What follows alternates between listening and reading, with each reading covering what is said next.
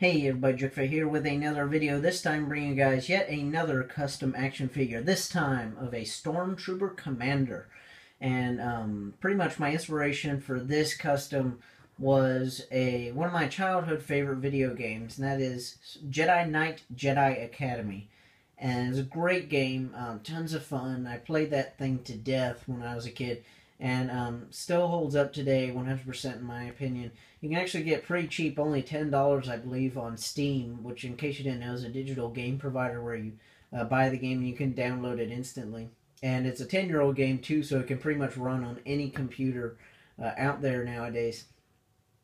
And there's an enemy that you fight in the game, a recurring enemy that you often find is the Stormtrooper Officer, which pretty much he has the appearance of a sand trooper except for his armor's clean, and he fires this weapon that's called the flechette gun, which is pretty much the combination of a shotgun and a missile launcher.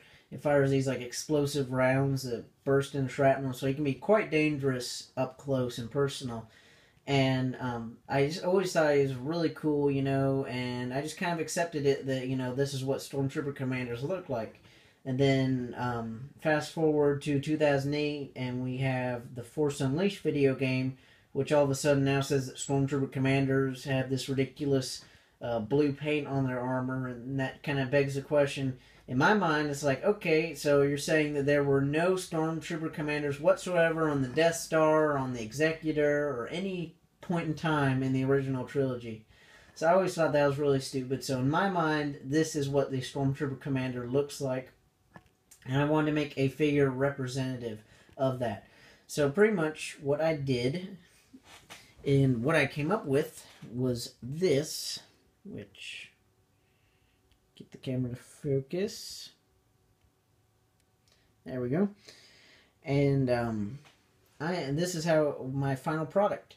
So what I used for the base figure was the Legacy Collection Space Trooper figure, which essentially they use the standard Stormtrooper base body for the time, which this was before they used the ball hinged hips, which I think looked very ugly and detract away from the figure.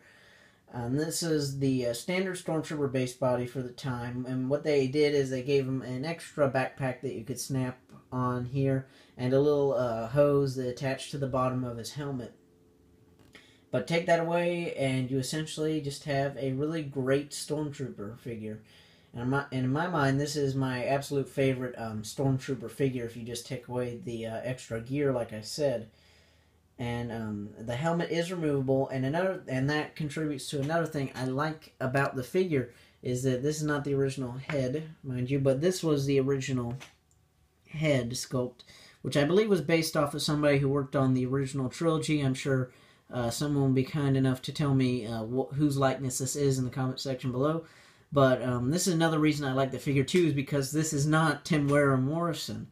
That's another thing that kind of grinds my fanboy gears, is when we always get these new Stormtrooper figures and they always have clone heads on them, which, kind of makes me a little annoyed, like I said.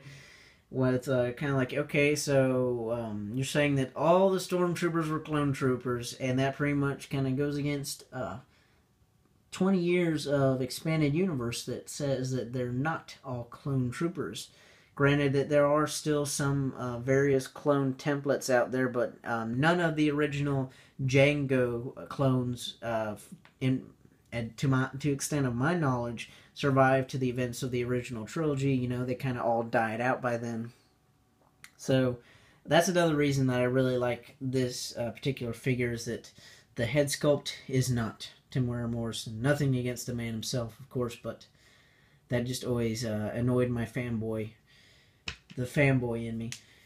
And so pretty much what I did is, just like with our good friend the Imperial Officer, I swapped out the head with the Vintage Collection Rebel Fleet Trooper and gave it to this because, I thought that in my mind, this guy, he's a commander of stormtroopers now, he's commanding men, he had to rise through the ranks and get to his position where he is, so maybe he's been with the Empire for like a decade and a half or so. So, that's my reasoning behind it.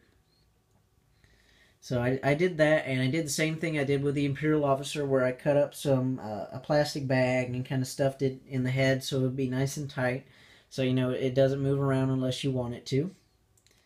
And you can actually get a really great range of motion with this guy. You can get him to look up pretty far on this peg, on this body, I should say. And you can look down good too. And for the Pauldron, I swapped this out. This was for the Vintage Collection Lost Wave Sand Trooper Squad Leader. That's what I pretty much just popped off the head of that and took off the Pauldron and gave it to this guy. And the weapon that he has, this is the heavy blaster rifle that we see in the original trilogy. And this, I'm not quite sure on where this came from. I just kind of had it in one of my accessory bags for Stormtroopers, but I'm pretty sure this is from the early 2000s Stormtrooper figures. And why I say that is that this, I believe, is a Power of the Force 2 Stormtrooper heavy blaster. And you can see the difference is that one part here, you can see that it's hollowed out on this blaster, which leads me to think that it came after this one. Since this one kind of gives off the feeling of, yeah, this is a toy blaster because, just the way that it's made, but this one has a little bit more finer details. And it's not quite a modern heavy blaster because I believe this is the latest one that's been released, and I believe this one came with the Vintage Collection Stormtrooper figure. So you can see the differences there. This one's a bit more simplistic, but and also the plastic on this one is pretty flimsy, so that's why I decided to give my Commander this one, because it's made out of a nice durable hard plastic that won't bend or get warped easily. And that's about it. That's all the changes I did for this one. So actually a bit more extensive than most of my customs, where I just do a head swap and call it the day. But this one I put a little bit more effort into because I wanted to make a really good Stormtrooper Commander, Stormtrooper Officer, whatever. And I actually did do a little bit of digging into the expanded universe, so to find out what exactly this officer's rank would be. And according to Wikipedia, that in the time of the Galactic Civil War, there were Stormtrooper officers that wore pauldrons that were not sand troopers. And these were typically non-commissioned officers, meaning that they did not go to the Imperial Academy. They were grunts that showed great skill in battle, so they got promoted. And the officers that would wear the orange pauldrons had the rank of captain. So, according to Wikipedia, this is technically a Stormtrooper captain.